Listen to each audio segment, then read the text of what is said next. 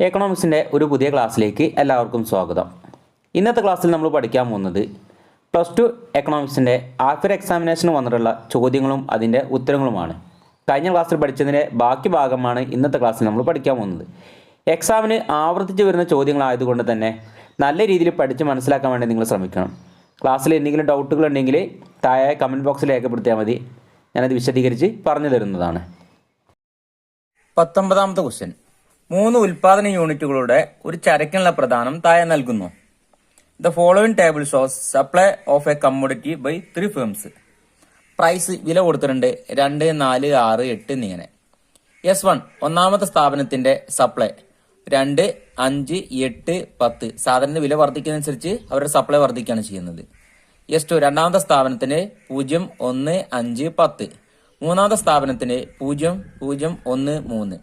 ഇവിടെ ഒരു കമ്പോളത്തില് 3 സ്ഥാപനങ്ങളുണ്ട്. ആ 3 സ്ഥാപനങ്ങൾ സാധനം വിതരണം ചെയ്യുന്ന അല്ലെങ്കിൽ സപ്ലൈ ചെയ്യുന്നതിനാണ് ഇവിടെ കൊടുത്തിരിക്കുന്നത്, പ്രദാനം ചെയ്യുന്നതാണ് ഇവിടെ കൊടുത്തിരിക്കുന്നത്. 2 രൂപയായപ്പോൾ ഒന്നാമത്തെ സ്ഥാപനം 2 യൂണിറ്റും രണ്ടാമത്തെ സ്ഥാപനവും മൂന്നാമത്തെ സ്ഥാപനവും ആ സാധനം സപ്ലൈ ചെയ്യുന്നില്ല. എന്നാൽ 4 രൂപയായി വർദ്ധിച്ചപ്പോൾ ഒന്നാമത്തെ സ്ഥാപനം 5 യൂണിറ്റ് പ്രദാനം ചെയ്യുന്നുണ്ട്. രണ്ടാമത്തെ സ്ഥാപനം 1 യൂണിറ്റും മൂന്നാമത്തെ സ്ഥാപനം പ്രദാനം ചെയ്യുന്നില്ല. 6 രൂപയായപ്പോൾ ഒന്നാമത്തെ സ്ഥാപനം 8 യൂണിറ്റും രണ്ടാമത്തെ സ്ഥാപനം 5 യൂണിറ്റും മൂന്നാമത്തെ സ്ഥാപനം 1 യൂണിറ്റുമാണ്. 8 രൂപയായപ്പോൾ ഒന്നാമത്തെ സ്ഥാപനം 10ഉം രണ്ടാമത്തെ സ്ഥാപനം 10ഉം മൂന്നാമത്തെ സ്ഥാപനം 3ഉമാണ് പ്രദാനം ചെയ്യുന്നത്. കമ്പോള പ്രദാനം കണ്ടുപിടിക്കുക. കമ്പോള പ്രദാന വക്രം വരയ്ക്കുക. ഇതാണ് ഇതിന്റെ ചോദ്യം. കമ്പോള പ്രദാനം എന്ന് പറഞ്ഞാൽ ഒരു കമ്പോളത്തില് ഒരു മാർക്കറ്റിൽ എത്ര സ്ഥാപനങ്ങളുണ്ടോ അവരെല്ലാം പ്രദാനം ചെയ്യുന്ന സാധനങ്ങളുടെ മൊത്തം അളവിനെയാണ് നമ്മൾ കമ്പോള പ്രദാനം എന്ന് പറയുന്നത്. അങ്ങനെയാണെങ്കിൽ ഈ 3 സ്ഥാപനങ്ങളുടെയും പ്രദാനം കൂട്ടിക്കഴിഞ്ഞാൽ നമുക്ക് കമ്പോള പ്രദാനം ലഭിക്കുന്നതാണ്. 2 രൂപയായപ്പോൾ ഒന്നാമത്തെ സ്ഥാപനത്തിന് 2 യൂണിറ്റ്, രണ്ടാമത്തെ 0, മൂന്നാമത്തെ 0. അപ്പൊ നമുക്ക് എന്ത് കിട്ടും? MS കമ്പോള പ്രദാനം. കമ്പോള പ്രദാനത്തെ നമുക്ക് MS എന്ന് എഴുതാം. അപ്പം ഇത് 3 കൂടി കൂട്ടുമ്പോൾ എത്ര കിട്ടും? 2. 4 രൂപയായപ്പോൾ 5, 1, 0, 6. 6 രൂപയായപ്പോൾ 8, 5, 13, 1, 14. 8 രൂപയായപ്പോൾ 10, 10, 20, 3, 23. ഇതാണ് ഇതിന്റെ കമ്പോള പ്രദാനം. അപ്പൊ നമുക്ക് കമ്പോള പ്രദാനം കിട്ടി. ഇനി കമ്പോള പ്രദാന വക്രം വരയ്ക്കണം. എങ്ങനെ കമ്പോള പ്രദാന വക്രം വരയ്ക്കുക? നിങ്ങൾക്ക് എല്ലാവർക്കും അറിയാവുന്ന കാര്യമാണ്. ഇവിടെ നമ്മൾ പ്രൈസ് രേഖപ്പെടുത്തും. ഇവിടെ നമ്മൾ ക്വാണ്ടിറ്റി സാധനത്തിന്റെ അളവ്, Y ആക്സിസിൽ പ്രൈസും X ആക്സിസിൽ സാധനത്തിന്റെ അളവുമാണ് രേഖപ്പെടുത്തിയിരിക്കുന്നത്. ഇനി നമ്മൾ പ്രൈസ് അടയാളപ്പെടുത്തണം. എത്ര കിട്ടും? 2, 4, 6, 8. നിങ്ങൾ ആൻസർ ഷീറ്റ് ചെയ്തുമ്പോൾ കുറച്ച് വലുതാക്കിയൊക്കെ വരക്കേണ്ടതായിട്ട് വരും കേട്ടോ. ഞാൻ പെട്ടെന്ന് മനസ്സിലാവാൻ വേണ്ടി വളരെ ചുരുക്കി വരികയാണ്. ഇനി ഇവിടെ 0 മുതൽ Xലേക്കുള്ളത് നമ്മൾ കമ്പോള പ്രദാനത്തിന്റെ അളവാണ് രേഖപ്പെടുത്തുന്നത്. എത്ര വരെ കിട്ടുന്നുണ്ട്? 23 വരെ. അപ്പൊ നമ്മൾ 23 വരെ കിട്ടുന്ന രീതിയിൽ അടയാളപ്പെടുത്താം. ഞാനിവിടെ നിങ്ങൾ ഇഷ്ടമുള്ള രീതിയിൽ അടയാളപ്പെടുത്താവുന്നതാണ്. 5, 10, 15, 20, 25 അങ്ങനെ കൊടുക്കാവുന്നതാണ്. 4, 8, 12, 16, 20, 24 അങ്ങനെയും കൊടുക്കാവുന്നതാണ്. ഞാൻ 4 ആണ് ഉപയോഗിച്ച് കൊടുക്കുന്നത്. 4, 8, 12, 16, 20, 24 ഞാൻ ഇങ്ങനെയാണ് കൊടുത്തിട്ടുള്ളത്. ഇനി സാധനം 2 രൂപയായപ്പോൾ പ്രധാനം എത്രയാണ് കാണിച്ചിരിക്കുന്നത്? 2 തന്നെയാണ്. അപ്പൊ നമ്മൾ ഈ 0-നും 4-ന്റെ ഇടയിൽ 2-ന് നേരെ ഇവിടെ 2 രേഖപ്പെടുത്തണം. ഇനി 4 രൂപയായപ്പോൾ എത്രയാണ് കൊടുത്തിട്ടുള്ളത്? 6 കൊടുത്തിട്ടുള്ളത്. അപ്പം 4ലേക്ക് നമ്മൾ 4-നും 8-നും ഇടയിൽ ഇവിടെ 4ലേക്ക് അടയാളപ്പെടുത്തുക 6. ഇനി 6 രൂപയായപ്പോഴോ 14. അപ്പം 6-ന് നേരെ നമ്മൾ 14 രേഖപ്പെടുത്തണം. ഇവിടെ ആയിരിക്കും വരിക, ഇവിടെയാണ് വരിക. 8 രൂപയായപ്പോൾ എത്രയാണ്? 23. അപ്പൊ 8-ന് നേരെ നമ്മൾ 23 രേഖപ്പെടുത്തണം. ഇനി ബിന്ദുക്കളെ ബന്ധിപ്പിച്ചുകൊണ്ട് നമ്മളൊരു കർവ് വരയ്ക്കാം. ഇതാണ് ഇതിന്റെ കമ്പോള പ്രദാനം. നിങ്ങൾക്ക് എല്ലാവർക്കും മനസ്സിലായിട്ടുണ്ടാകുമെന്ന് വിചാരിക്കുന്നു. വളരെ സിമ്പിൾ ആയിട്ടുള്ള ഒരു ഭാഗമാണ്. നമ്മൾ കമ്പോള പ്രദാന വക്രം വരച്ചു കഴിഞ്ഞു. കമ്പോള പ്രദാനവും കമ്പോള പ്രദാന വക്രം വരയ്ക്കാനും കൂടിയാണ് പറഞ്ഞുള്ളത്. രണ്ടും നമ്മൾ ചെയ്തു കഴിഞ്ഞു. 20ാമത്തെ ക്വസ്റ്റ്യൻ. കരുതൽ ധന അനുപാതവും പണഗുണക മൂല്യവും തമ്മിലുള്ള ബന്ധം എന്താകുന്നു? CRRഉം money multiplier. Value of money multiplier. അല്ലെ? What is the relationship between cash reserve ratio and value of money multiplier? Calculate the value of money multiplier if CRR equal to 0.4. CRRന്റെ മൂല്യം 0.4 ആണെങ്കിൽ പണഗുണക മൂല്യം കണ്ടുപിടിക്കുക. ഇവിടെ കരുതൽ ധന അനുപാതവും പണഗുണക മൂല്യവും തമ്മിലുള്ള ബന്ധം കണ്ടെത്താനാണ് പറയുന്നത്. പ്രധാനമായിട്ടുള്ളത് ഒരു നെഗറ്റീവ് റിലേഷൻഷിപ്പ് ആണ്, അല്ലെങ്കിൽ ഓപ്പോസിറ്റ് റിലേഷൻഷിപ്പ് ആണ് നമുക്ക് പറയാൻ സാധിക്കും. ഇനി എന്താണ് കരുതൽ ധന അനുപാതവും എന്താണ് പണഗുണക മൂല്യവും എന്താണെന്ന് നമ്മൾ ആദ്യം മനസ്സിലാക്കേണ്ടതായിട്ടുണ്ട്. കരുതൽ ധന അനുപാതം CRR, നിങ്ങൾ CRRും SLR ഒക്കെ പഠിച്ചിട്ടുണ്ട്. Cash reserve ratio and statutory liquidity ratio പഠിച്ചിട്ടുണ്ടായിരിക്കും. ഇവിടെ നമ്മൾ എന്താണ് ചോദിച്ചിട്ടുള്ളത്? ക്യാഷ് റിസർവ് റേഷ്യോ അഥവാ CRR ആണ് ചോദിച്ചിട്ടുള്ളത്. വാണിജ്യ ബാങ്കുകൾ, ഇപ്പൊ നമ്മുടെ നാട്ടിൽ ഒരുപാട് വാണിജ്യ ബാങ്കുകളുണ്ട്. അവരുടെ ഡിമാൻഡ് ഡെപ്പോസിറ്റിന്റെ അല്ലെ അവരുടെ കയ്യിലുള്ള പണത്തിന്റെ ഒരു നിശ്ചിത ശതമാനം RBIയിൽ കരുതൽ ധനമായി സൂക്ഷിക്കുന്ന പണത്തെയാണ് നമ്മൾ CRR എന്ന് പറയുന്നത്. അപ്പം നമ്മുടെ നാട്ടിലുള്ള ഏതൊരു വാണിജ്യ ബാങ്കുകളും ഒരു നിശ്ചിത ശതമാനം റിസർവ് ബാങ്കിൽ കൊണ്ടുപോയിട്ട് പണമായിട്ട് നിക്ഷേപിക്കും. അപ്പൊ അതിന് അവർക്ക് പലിശയും കാര്യങ്ങളൊക്കെ കിട്ടും. നമ്മൾ repo rate, reverse repo rate നിങ്ങൾ കേട്ടിട്ടുണ്ടായിരിക്കും.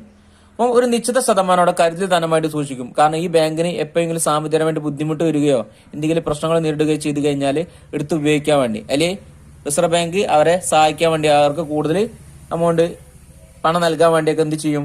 ഒരു നിശ്ചിത ശതമാനം വാണിജ്യ ബാങ്കുകൾ റിസർവ് ബാങ്കിൽ കൊണ്ടുപോയിട്ട് നിക്ഷേപിക്കുന്ന പണത്തെയാണ് നമ്മൾ എന്ത് പറയാ? CRR എന്ന് പറയുന്നത്. അതായത് അവരുടെ ഡിമാൻഡ് ഡെപ്പോസിറ്റിന്റെ ഒരു നിശ്ചിത ശതമാനം.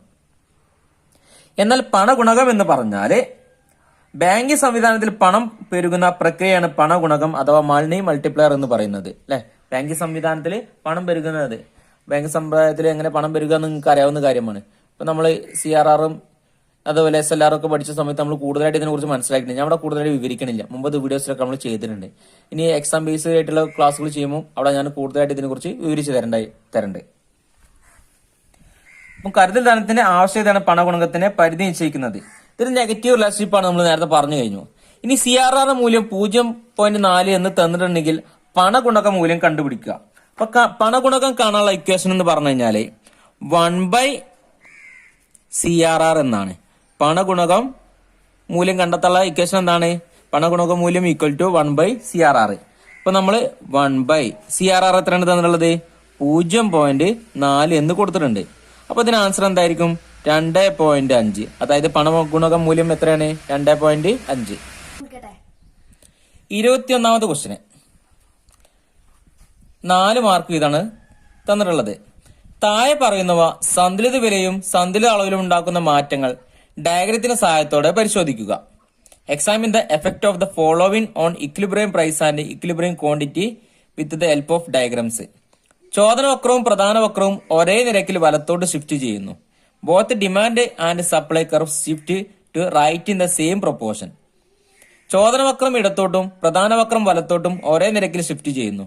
Demand curve shift to left and supply curve shift to the right in same proportion. ചോദന വക്രവും പ്രധാന വക്രവും ഒരേ സമയം വലത്തോട്ട് സ്ഥാനം മാറിക്കഴിഞ്ഞാൽ വിലയിലും അളവിലും ഉണ്ടാകുന്ന മാറ്റമാണ് നമ്മൾ കണ്ടെത്തേണ്ടത്. ചോദന വക്രം ഇടത്തേക്കും പ്രധാന വക്രം വലത്തേക്കും ഒരേ നിരക്ക് ഷിഫ്റ്റ് ചെയ്താല് സന്തുലിത വിലയും സന്തുലിത അളവിലും ഉണ്ടാകുന്ന മാറ്റങ്ങൾ നമ്മൾ കണ്ടെത്തണം. രണ്ടും സന്തുലിത വിലയും സന്തുലിത അളവിലുള്ള മാറ്റങ്ങൾ കണ്ടെത്താൻ വേണ്ടിയാണ് പറഞ്ഞിട്ടുള്ളത്. നമുക്കൊന്ന് ചെയ്തു നോക്കാം. ഇവിടെ നമ്മൾ 2 ചിത്രങ്ങൾ വരച്ചിട്ടുണ്ട്.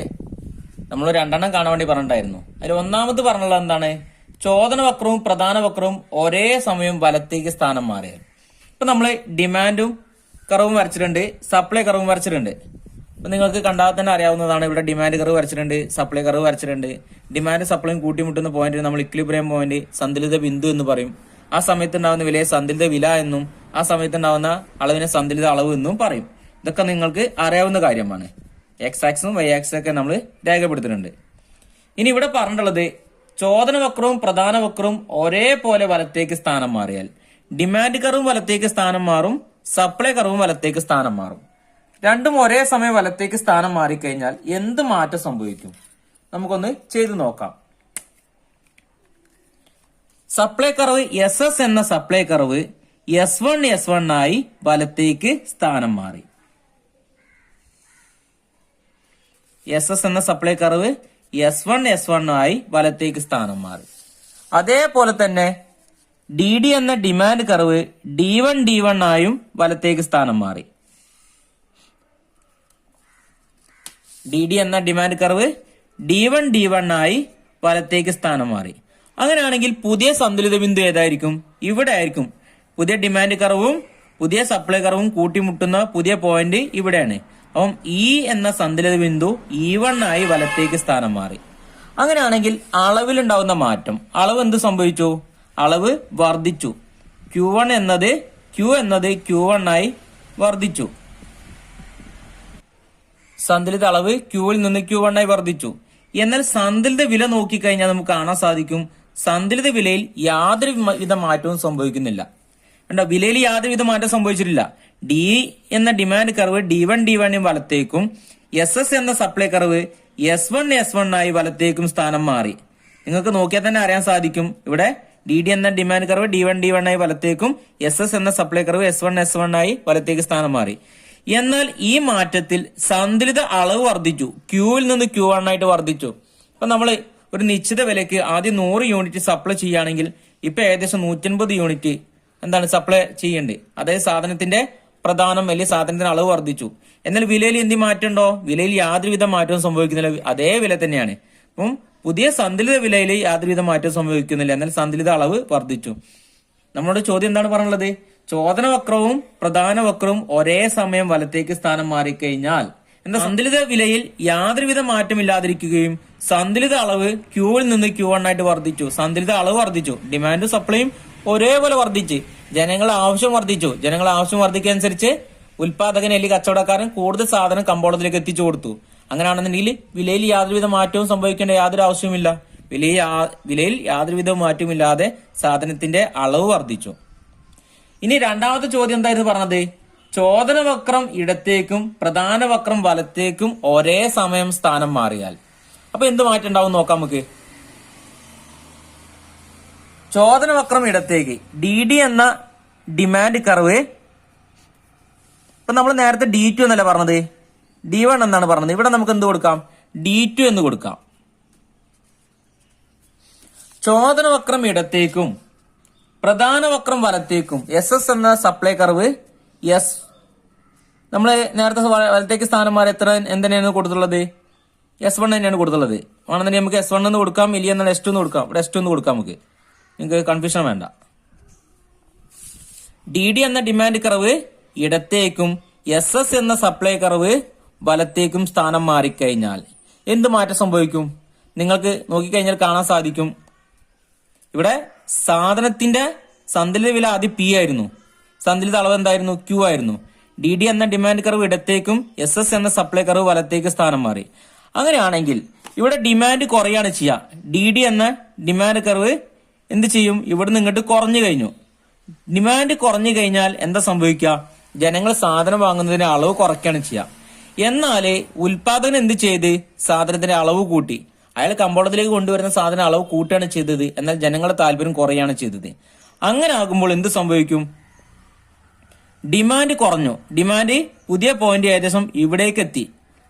ഇവിടെ ആദ്യം 100 യൂണിറ്റ് ജനങ്ങൾ ആവശ്യപ്പെട്ടെന്ന് കൊടുത്ത് ഇപ്പൊ ജനങ്ങൾ 50 യൂണിറ്റ് ആണ് ആവശ്യപ്പെടുന്നുള്ളൂ. എന്നാൽ ഉൽപാദകൻ എന്ത് ചെയ്ത് അയാള് ഒരു 150 യൂണിറ്റ് കമ്പോളത്തിലേക്ക് എത്തിക്കുന്നുണ്ട്. ആദ്യം 100 യൂണിറ്റ് ഉൽപാദകൻ വിൽപ്പന ചെയ്തിടത്ത് ജനങ്ങൾ ആ 100 യൂണിറ്റ് വാങ്ങുമായിരുന്നു. എന്നാൽ ഇപ്പോൾ ജനങ്ങൾ എന്ത് ചെയ്ത് 50 യൂണിറ്റ് വാങ്ങണുള്ളൂ. എന്നാൽ ഉൽപാദകൻ 150 യൂണിറ്റ് കമ്പോളത്തിലേക്ക് എത്തിക്കുന്നുണ്ട്. ഇത് ഞാൻ ഒരു എക്സാമ്പിൾ പറഞ്ഞതാണ്. അങ്ങനെയാണെന്നുണ്ടെങ്കിൽ സ്വാഭാവികമായിട്ടും സാധനം കേട് വരാനുള്ള സാധ്യത കൂടുതലാണ്. അല്ലെങ്കിൽ സാധനം കമ്പോളത്തിൽ കടയിൽ കെട്ടിക്കിടക്കാനുള്ള സാധ്യത വളരെ കൂടുതലാണ്. കമ്പോളത്തിൽ സാധനം കൂടുതലായിട്ട് കെട്ടിക്കിടക്കുമ്പോൾ സ്വാഭാവികമായിട്ടും ജനങ്ങൾ വാങ്ങാതിരിക്കുകയും ചെയ്യുമ്പോൾ ഉൽപാദകൻ വില കുറയ്ക്കാൻ തയ്യാറാവും. ഉൽപാദനം സ്വാഭാവികമായിട്ടും വില പിയിൽ നിന്ന് വില അങ്ങനെ കുറച്ച് കൊണ്ടുവരികയാണ് ചെയ്യുക. എന്നാൽ വില കുറയുന്നതിനനുസരിച്ച് നമ്മൾ പഠിച്ചിട്ടുണ്ട് ഡിമാൻഡ് വർദ്ധിക്കുന്നത്. അപ്പൊ ഡിമാൻഡ് ഇങ്ങനെ കൂടി വരാൻ തുടങ്ങി. എന്നാൽ സാധന വില കുറയുമ്പോൾ ഉൽപാദകൻ അല്ലെങ്കിൽ കച്ചവടക്കാരൻ കമ്പോളത്തിൽ കൊണ്ടുവരുന്ന സാധനത്തിന്റെ അളവ് കുറച്ച് കൊണ്ടുവരാൻ തുടങ്ങും. അങ്ങനെ അയാള് സാധനത്തിന്റെ അളവ് കുറയ്ക്കാനും തുടങ്ങി. അങ്ങനെ ഇവ രണ്ടുപേരും ഇങ്ങനെ ഡിമാൻഡ് വർദ്ധിക്കുകയും സപ്ലൈ കുറയുകയും ചെയ്യുമ്പോൾ ഒരു നിശ്ചിത യൂണിറ്റില് അവ തമ്മിൽ കൂട്ടിമുട്ടും. അതായത് ഇ എന്ന സന്തുലിത ബിന്ദു E2 ആയിട്ട് മാറി.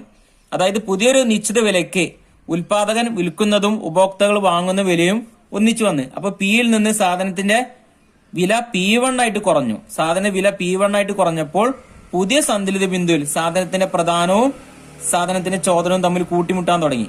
അപ്പൊ നിങ്ങൾ നോക്കിക്കഴിഞ്ഞാൽ കാണാൻ സാധിക്കും ഇയിൽ നിന്ന് E2 ആയിട്ട് സന്തുല ബിന്ദു മാറിയിട്ടുണ്ട്. എന്നാൽ നിങ്ങൾക്ക് കാണാൻ വേണ്ടി സാധിക്കുന്നത് സാധനത്തിന്റെ വില നല്ലൊരു ശതമാനം കുറഞ്ഞ് ആദ്യം 10 രൂപയ്ക്ക് വിൽക്കുന്നിടത്ത് ഇപ്പൊ ഏകദേശം 5 രൂപയോ അല്ലെങ്കിൽ അതിനേക്കാൾ കുറേ ആവാൻ തുടങ്ങി. എന്നാൽ ഇപ്പൊ നോക്കിക്കഴിഞ്ഞാൽ സാധനത്തിന്റെ അളവിൽ യാതൊരുവിധ മാറ്റവും സംഭവിക്കുന്നില്ല. സാധനത്തിന്റെ അളവ് എന്താണ്? വീണ്ടും പഴയ സന്തുലിത അളവിലേക്ക് തന്നെ എത്തിച്ചേർന്നു. ചോദനവക്രം ഇടത്തേക്കും പ്രധാന വക്രം വലത്തേക്കും സ്ഥാനം മാറിക്കഴിഞ്ഞാൽ സന്തുലിത വില കുറയുകയും സന്തുലിത അളവിൽ മാറ്റമില്ലാതിരിക്കുകയും ചെയ്യും. അപ്പോൾ പുതിയ സന്തുലിത അളവ് എന്താണ്? ആദ്യത്തെ സന്തുലിത അളവിന്റെ അവിടേക്ക് തന്നെ എത്തിച്ചേർന്നിട്ടുണ്ട്.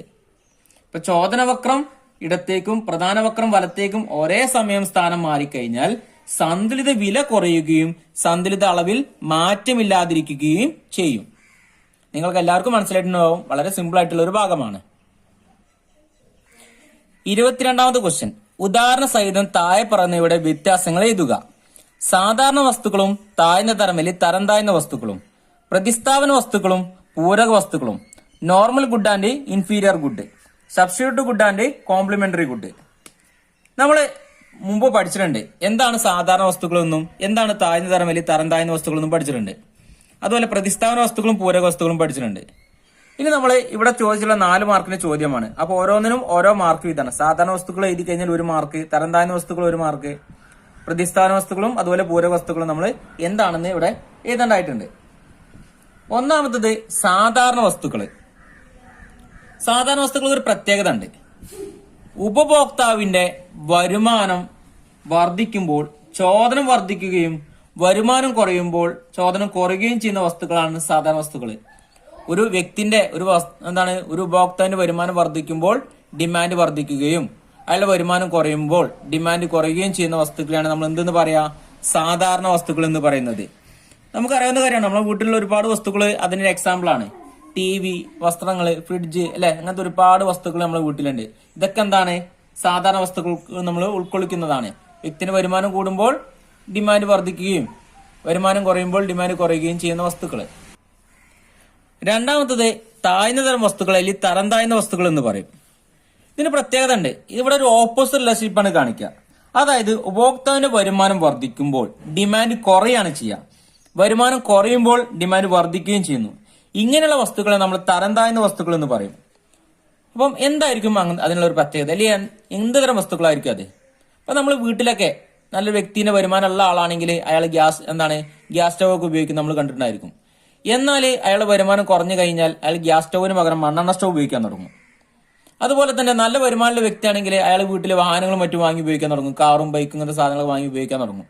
എന്നാൽ അയാളുടെ വരുമാനം കുറഞ്ഞാലോ അയാൾ ഓർഡിനറി ബസ്സിൽ അല്ലെങ്കിൽ സാധാ ബസ്സുകളൊക്കെയാണ് യാത്ര ചെയ്യുക. അതുപോലെ തന്നെ നല്ല മെച്ചപ്പെട്ട വസ്ത്രങ്ങളും അല്ലെങ്കിൽ ചെരുപ്പുകളൊക്കെ വാങ്ങാൻ വേണ്ടി തയ്യാറാവും, നല്ല വരുമാനം ഉണ്ടാകുമ്പോൾ. എന്നാൽ വരുമാനം കുറയുമ്പോൾ അതിനൊക്കെ ലോക്കൽ പ്രൊഡക്റ്റ് ആയിരിക്കും അവർ കൂടുതലായിട്ട് ഉപയോഗിക്കുക. ഇതിനാണ് നമ്മൾ തരം താഴ്ന്ന വസ്തുക്കൾ എന്ന് പറയാം. വ്യക്തിന്റെ വരുമാനം കൂടുമ്പോൾ ഡിമാൻഡ് കുറയുകയും വരുമാനം കുറയുമ്പോൾ ഡിമാൻഡ് കൂടുകയും ചെയ്യുന്ന വസ്തുക്കളെയാണ് നമ്മൾ എന്ത് പറയാ? തരം താഴ്ന്ന വസ്തുക്കൾ അഥവാ ഇൻഫീരിയർ ഗുഡ്സ് എന്ന് പറയുന്നത്. Normal good and inferior good. അടുത്തത് പ്രതിസ്ഥാപന വസ്തുക്കൾ. നിങ്ങൾ മുമ്പ് ഒരുപാട് തവണ പഠിച്ചിട്ടുണ്ടായിരിക്കും എന്താണ് പ്രതിസ്ഥാപന വസ്തുക്കൾ അഥവാ സബ്സ്റ്റിറ്റ്യൂട്ട് ഗുഡ് എന്ന് പഠിച്ചിട്ടുണ്ട്. അപ്പൊ നമ്മളൊക്കെ ഫുട്ബോളൊക്കെ കാണുന്ന ആൾക്കാർക്ക് അറിയാവുന്ന കാര്യമാണ് സബ്സ്റ്റിറ്റ്യൂട്ട് പ്ലെയറിനെ ഇറക്കുക. അതായത് ഒരു പ്ലെയർ നല്ല കളിക്കുന്ന പ്ലെയർ ആണെങ്കിൽ അയാളെ അതേപോലെ അല്ലെങ്കിൽ അയാളെക്കാൾ കൂടുതൽ നല്ല കളിക്കുന്ന പ്ലെയർ നമ്മൾ ഇറക്കുക. ഇവിടെ നമ്മൾ വസ്തുക്കളുടെ കാര്യത്തിൽ അത് ഉൾക്കൊള്ളിക്കുകയാണെങ്കിൽ അല്ലെങ്കിൽ അത് പറയുകയാണെങ്കിൽ പ്രതിസ്ഥാപന വസ്തുക്കൾ എന്ന് പറഞ്ഞാൽ ഒരു ആവശ്യത്തെ നിറവേറ്റാൻ വേണ്ടി ഒന്നിനു പകരം അല്ലെങ്കിൽ ഒരു ആവശ്യത്തെ തൃപ്തിപ്പെടുത്താൻ വേണ്ടി ഒരു വസ്തുവിന് പകരം നമ്മൾ മറ്റൊരു വസ്തു ഉപയോഗിക്കുകയാണെങ്കിൽ അതിനെ നമ്മൾ എന്തെന്ന് പറയാ? പ്രതിസ്ഥാപന വസ്തുക്കൾ എന്ന് പറയും. ഇപ്പൊ നമ്മള് വീട്ടില് ചായ ഒക്കെ ഉപയോഗിക്കുന്ന ആൾക്കാർ രാവിലെ നമ്മൾ ചായ കുടിക്കുക ചെയ്യും. എന്നാൽ ചായപ്പൊടിയുടെ വില വർദ്ധിച്ചു കഴിഞ്ഞാൽ അല്ലെങ്കിൽ ചായപ്പൊടിയുള്ള താല്പര്യം കുറഞ്ഞു കഴിഞ്ഞാൽ അതിന് പകരമായിട്ട് ഉപയോഗിക്കുന്നതാണ് കാപ്പിപ്പൊടി. നമ്മൾ ഉപയോഗിക്കാൻ തുടങ്ങും അല്ലെങ്കിൽ നമ്മൾ കാപ്പി ഉപയോഗിക്കാൻ തുടങ്ങും. അപ്പം ഒരു വസ്തു ഒരു ആവശ്യത്തെ തൃപ്തിപ്പെടുത്താൻ വേണ്ടി ഒരേ പോലെ ഉപയോഗിക്കുന്ന ഒരു വസ്തുവിന് പകരം മറ്റൊരു വസ്തു ഉപയോഗിക്കുകയാണെങ്കിൽ അതിനെ നമ്മൾ എന്തെന്ന് പറയാ? പ്രതിസ്ഥാന വസ്തുക്കൾ എന്ന് പറയും. ഇപ്പൊ ചായക്ക് പകരം നമ്മൾ കോഫി ഉപയോഗിക്കും. ഇപ്പൊ നമ്മൾ കാറിന് പകരം നമ്മൾ ജീപ്പ് ഉപയോഗിക്കും. പിന്നെന്താണ്? ഷൂവിന് പകരം നമ്മൾ ചെരുപ്പ് ഉപയോഗിക്കും. ഇതൊക്കെ എന്തിനു ഉദാഹരണമാണ്? പ്രതിസ്ഥാന വസ്തുക്കൾക്ക് ഉദാഹരണമാണ്. ഇനി പൂരക വസ്തുക്കൾ അഥവാ കോംപ്ലിമെന്ററി ഗുഡ്. പൂരക വസ്തുക്കൾ അഥവാ കോംപ്ലിമെന്ററി ഗുഡ് എന്ന് പറഞ്ഞാൽ ഒരു ആവശ്യത്തെ തൃപ്തിപ്പെടുത്താൻ ഒന്നിലധികം സാധനങ്ങൾ ആവശ്യമായിട്ട് വരും. അതായത് ഒരു വസ്തുവിന് ഉപയോഗം നടക്കണമെന്നുണ്ടെങ്കിൽ മറ്റൊരു വസ്തുവിന്റെ സഹായം കൂടിയേ തരുള്ളൂ. ഇപ്പൊ പെന്നിലേക്ക് മഷി വേണ്ടി വരും, കാറിന് പെട്രോൾ വേണ്ടി വരും, ബൈക്കിനൊക്കെ പെട്രോൾ വേണ്ടി വരും, ഷൂ ഒക്കെ ഉപയോഗിക്കുന്ന ആൾക്കാർക്ക് സോക്സ് വേണ്ടി വരും അല്ലെ. ഇതൊക്കെ ഇതിന് ഉദാഹരണമാണ്. അതായത് പൂരക വസ്തുക്കൾ അല്ലെങ്കിൽ എന്ത് പറയും, കോംപ്ലിമെന്ററി ഗുഡ് എന്ന് പറയുന്നതാണ്. അപ്പൊ നിങ്ങൾക്ക് ഈ പറഞ്ഞ 4 മനസ്സിലായിട്ടുണ്ടാവും. എക്സാമിന് ആവർത്തിച്ച് വരുന്ന ചോദ്യമാണ്. 2 മാർക്കിനോ അല്ലെങ്കിൽ 4 മാർക്കിനോ ചോദിക്കാറുണ്ട്. സാധാരണ വസ്തുക്കളും തരം താഴ്ന്ന വസ്തുക്കൾ, normal goods and inferior goods, പ്രതിസ്ഥാന വസ്തുക്കളും പൂരക വസ്തുക്കളും, substitute good and complementary good. 23ാമത്തെ ക്വസ്റ്റ്യൻ, ബാർട്ടർ വിനിമയ സമ്പ്രദായത്തിന്റെ ഏതെങ്കിലും 2 പരിമിതികൾ ലിസ്റ്റ് ചെയ്യുക. പണത്തിന്റെ ഏതെങ്കിലും 2 ധർമ്മങ്ങൾ വിവരിക്കുക. List out any 2 limitations of barter exchange system. Explain any 2 functions of money. Barter സമ്പ്രദായത്തിന്റെ പോരായ്മകൾ നമ്മൾ പഠിച്ചിട്ടുണ്ട്. ബാർട്ടർ സമ്പ്രദായത്തിന്റെ പോരായ്മകൾ, പണം അല്ലെങ്കിൽ എന്താണ് ഇന്നത്തെ കാലത്ത് നമ്മൾ കറൻസി ഉപയോഗിക്കുന്നതിന് പകരം മുമ്പ് ഉണ്ടായിരുന്ന സമ്പ്രദായത്താണ് നമ്മൾ ബാർട്ടർ സമ്പ്രദായം എന്ന് പറയുന്നത്. അന്ന് പണം ഉണ്ടായിരുന്നില്ല, പകരം സാധനങ്ങൾ കൈമാറ്റം ചെയ്തിരുന്ന സമ്പ്രദായത്തെയാണ് നമ്മൾ ബാർട്ടർ സമ്പ്രദായം എന്ന് പറയുന്നത്.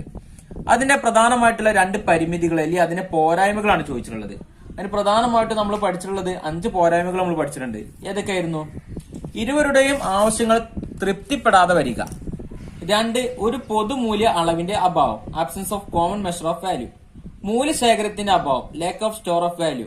മാറ്റിവെക്കപ്പെട്ട കൊടുക്കലുകൾക്ക് ഒരു മാനദണ്ഡമില്ല, lack of standard of deferred payment. വിഭജന പ്രശ്നം, പ്രോബ്ലം ഓഫ് ഡിവിസിബിലിറ്റി. ഇതൊക്കെ നമുക്ക് അറിയാവുന്ന കാര്യമാണ്. ഈ പറഞ്ഞ 5 പോയിന്റ് നമ്മൾ വിശദീകരിച്ച് പഠിച്ചിട്ടുണ്ട്. ഇവിടെ പറഞ്ഞുള്ള 2 പരിമിതികൾ എഴുതാനാണ് പറഞ്ഞുള്ളത്. അപ്പൊ ഈ പരിമിതികൾ ചിലപ്പോൾ എക്സ്പ്ലെയിൻ ചെയ്യാൻ വേണ്ടി ചോദിച്ചു കഴിഞ്ഞാൽ അത് നമുക്ക് എഴുതാവുന്ന കാര്യമാണ്.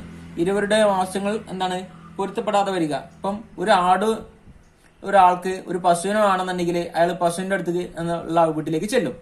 എന്നാൽ ഈ പശുവിന് കൊടുക്കുന്ന ആൾക്ക് ചിലപ്പം ആടിനോടുള്ള താല്പര്യം ഉണ്ടാവില്ല.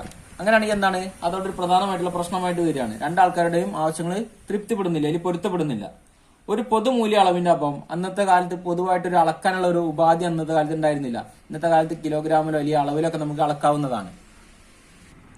മൂല്യശേഖരത്തിന്റെ അഭാവം അല്ലെ. ഇന്നത്തെ കാലത്ത് നമ്മളെ വസ്തുക്കൾ വിറ്റിട്ട് നമ്മൾ എന്താണ് പണമായിട്ട് നമുക്ക് ശേഖരിച്ച് വെക്കാൻ വേണ്ടി സാധിക്കും. പക്ഷെ അന്നത്തെ കാലത്ത് കൂടുതലും സാധനങ്ങളും പച്ചക്കറികളൊക്കെ ആയിരുന്നു ആൾക്കാരുടെ കയ്യിലുണ്ടായിരുന്നു. അപ്പൊ അത് കൂടുതൽ കാലം നിലനിൽക്കാത്ത വസ്തുക്കൾക്കുള്ള ഇതുകൊണ്ട് അവരുടെ സമ്പത്തൊക്കെ നശിച്ചു പോകാനുള്ള സാധ്യത കൂടുതലായിരുന്നു. മാറ്റിവെക്കപ്പെട്ട കൊടുക്കലുകൾക്ക് ഒരു മാനദണ്ഡമില്ല. അന്നത്തെ കാലത്ത് വായ്പ വാങ്ങുന്നതും കൊടുക്കുന്നതും ഒരു കറക്റ്റായിട്ട് രേഖപ്പെടുത്താൻ കഴിയില്ല, അല്ലെങ്കിൽ ഒരു കറക്റ്റായിട്ട് മൂല്യം രേഖപ്പെടുത്താൻ സാധിക്കില്ല. പക്ഷെ ഇന്നത്തെ കാലത്ത് നമ്മൾ പണത്തിന്റെ രൂപത്തിൽ ബാങ്കിലും മറ്റും ഡെപ്പോസിറ്റ് ചെയ്ത് കഴിഞ്ഞാൽ അതിന് നിശ്ചിത പലിശയും കാര്യങ്ങളൊക്കെ കിട്ടും. വിഭജന പ്രശ്നം അല്ലെ. ഇന്നത്തെ കാലത്ത് നമുക്ക് എന്താണ് പണത്തിൽ രേഖപ്പെടുത്തുന്നതുകൊണ്ട് ഏത് സമയത്ത് നമുക്ക് അളക്കാനും അത് വിഭജിക്കാനൊക്കെ സാധിക്കും. പക്ഷെ അന്നത്തെ കാലത്ത് എന്ന് പറഞ്ഞു കഴിഞ്ഞാൽ വിഭജിക്കാൻ കഴിയില്ല. കാരണം ഒരു പശുവിനെ കൊടുക്കുന്ന ഒരാൾക്ക് എന്താണ് അയാൾ പറയാണ് ഒരു ആടിന് പകരം പശുവിന് തരണം, ഞാൻ പകുതി പശുവിന് തരുള്ളൂ എന്ന് പറഞ്ഞു കഴിഞ്ഞാൽ അത് നടക്കില്ല. കാരണം എന്താണ് ഒരിക്കലും വിഭജിക്കാൻ സാധിക്കില്ല. ജീവനുള്ള ഒരിക്കലും നമുക്ക് എന്താണ് വിഭജിക്കാൻ സാധിക്കില്ല. പണത്തിന്റെ ഏതെങ്കിലും 2 ധർമ്മങ്ങൾ വിവരിക്കുക. Explain 2 functions of money. പണത്തിന്റെ ധർമ്മങ്ങൾ നമ്മൾ പണത്തിന്റെ ഒരുപാട് ധർമ്മങ്ങളെ കുറിച്ച് പഠിച്ചിട്ടുണ്ട്. പ്രധാനമായിട്ട് 2 ആണ് ചോദിച്ചിട്ടുള്ളത്. വിനിമയ മാധ്യമം, എ മീഡിയം ഓഫ് എക്സ്ചേഞ്ച് അല്ലെ. പണം ഒരു വിനിമയ മാധ്യമം അല്ലെങ്കിൽ കൈമാറ്റത്തിനുള്ള ഒരു ഉപാധിയായിട്ട് നമുക്ക് ഉപയോഗിക്കാവുന്നതാണ് അല്ലെ. സാധനങ്ങൾ വാങ്ങാനും വിൽക്കാനൊക്കെ നമുക്ക് എന്ത് ഉപയോഗിക്കാം, പണം ഉപയോഗിക്കാവുന്നതാണ്. മൂല്യമാപനം, എ മെഷർ ഓഫ് വാല്യൂ. ഏതൊരു വസ്തുവിന്റെയും മൂല്യം നമുക്ക് ഇന്നത്തെ കാലത്ത് പണത്തിൽ രേഖപ്പെടുത്താവുന്നതാണ്. മൂല്യശേഖരം, എ സ്റ്റോർ ഓഫ് വാല്യൂ. ഏതൊരു സാധനങ്ങളും നമുക്ക് എന്ത് ചെയ്യാം അല്ലെ, അതിന്റെ മൂല്യം ശേഖരിച്ചു വെക്കണമെന്നുണ്ടെങ്കിൽ അത് വിറ്റിട്ട് എന്താണ് അത് പണമായിട്ട് നമുക്ക് എടുത്തു വെക്കാവുന്നതാണ്. ഇനി എപ്പോഴെങ്കിലും സാധനം വാങ്ങണമെന്നുണ്ടെങ്കിൽ ആ പണം ഉപയോഗിച്ച് നമുക്ക് എന്താണ് വീണ്ടും സാധനങ്ങൾ വാങ്ങാവുന്നതാണ്. അപ്പം അങ്ങനെ ഒരുപാട് ഫംഗ്ഷൻസ് ഉണ്ട്, അല്ലെങ്കിൽ പ്രവർത്തനങ്ങളുണ്ട്. ഇതൊക്കെ നമ്മൾ മുമ്പത്തെ ക്ലാസ്സിലൊക്കെ പഠിച്ചിട്ടുള്ളതാണ്. ഇവിടെ ഒന്നും കൂടി പറഞ്ഞെന്നുള്ളൂ.